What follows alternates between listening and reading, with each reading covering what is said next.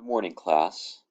This video will address the basic concepts of story that are outlined in Janet Burroway's Imaginative Writing, The Elements of Craft, 4th edition. This video is meant to be, in some ways, a primer, in some ways, a refresher on these major topics. It's meant to supplement, in other words, rather than to replace the reading of those chapters. So if you do have the time, make sure that you read the story chapter in imaginative writing. This video will hopefully just be a refresher then for important concepts. As you can see on the screen, I've decided this time around to put the film Troy up on the screen because Brad Pitt, but also because Troy is based on the Iliad and is one of the more enduring stories of the Western canon. So I just have it on the background because otherwise this video would be hopelessly boring instead of just bearably boring. Um, but for the 6th chapter on story, um, you'll want to just keep in mind that the basics of the story, of an effective story, are the same pretty much across all time and all cultures. John Gardner, who's a novelist, and one of the most important teachers of fiction in the 20th century, he said that there are basically two stories. Somebody goes on a journey, or a stranger comes to town. Now, that's super reductive, but it makes a kind of sense.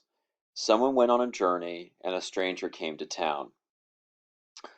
Um, Other people have said there's basically three stories. There's a conflict, there's a love story, and there's a journey. But you get the idea. If you boil things down to the most basic elements, a character has to go on some kind of journey, either external or internal, usually both, for a story to be interesting. In the chapter on story, Janet Burroway talks about story principally as a kind of power struggle and also as a connection and disconnection. If the assignment called for longer stories, I mean, we're talking in the range of 25 to 50 to maybe 200 pages, the idea of a story being a power struggle would make a lot more sense when you could have conflict, crisis, and resolution, a beginning, middle, and end, occur over that length of time. But because the upcoming assignment is only a few pages in length, and those pages are double spaced, you want to think about beginning your story at the moment just before the crisis action takes place. You're starting your story at the very beginning of when the action is really getting started. It's useful to think of most stories that are shorter than as not necessarily having a protagonist and an antagonist. You're not going to give us necessarily the Avengers at the very moment that they meet Thanos.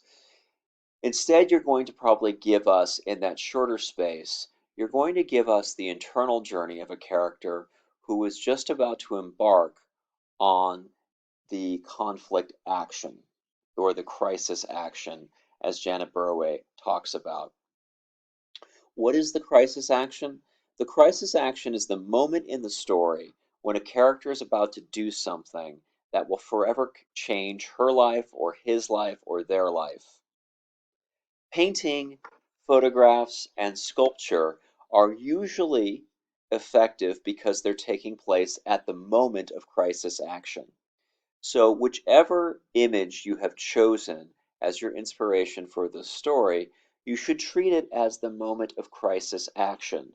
What is the story? What is the character thinking about in the moment just before they are about to complete this crisis action? Or what is happening just after this crisis action has been completed? If you use the image to basically provide fodder, that is to say, inspiration or material for the crisis action, your very short story will be very effective.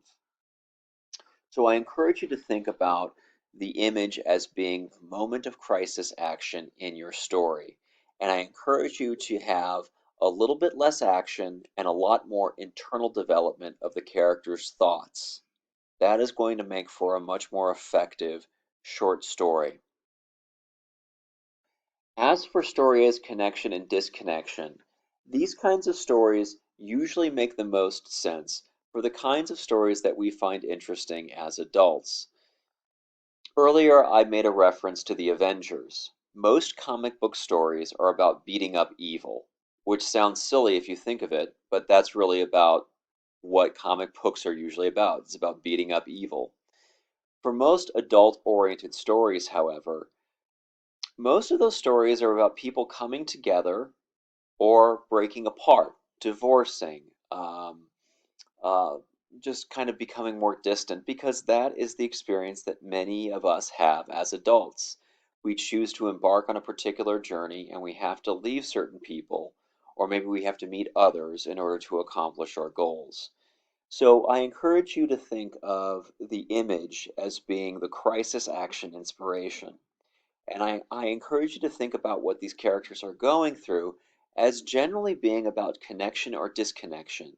Is this crisis action going to bring them closer to people that they love, or is it going to make them um, more distant from those people?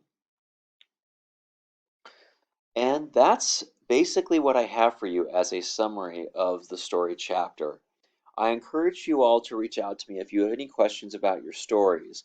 Remember, this is a creative writing class, so as long as you do your best, you're not going to get a bad grade.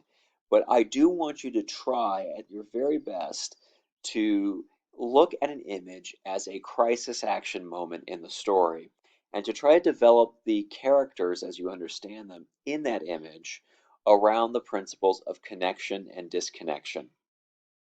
Thank you so much for watching. I hope all of you are healthy and doing well. And remember that I am always available during office hours or over email to answer any questions or concerns you may have. Take care.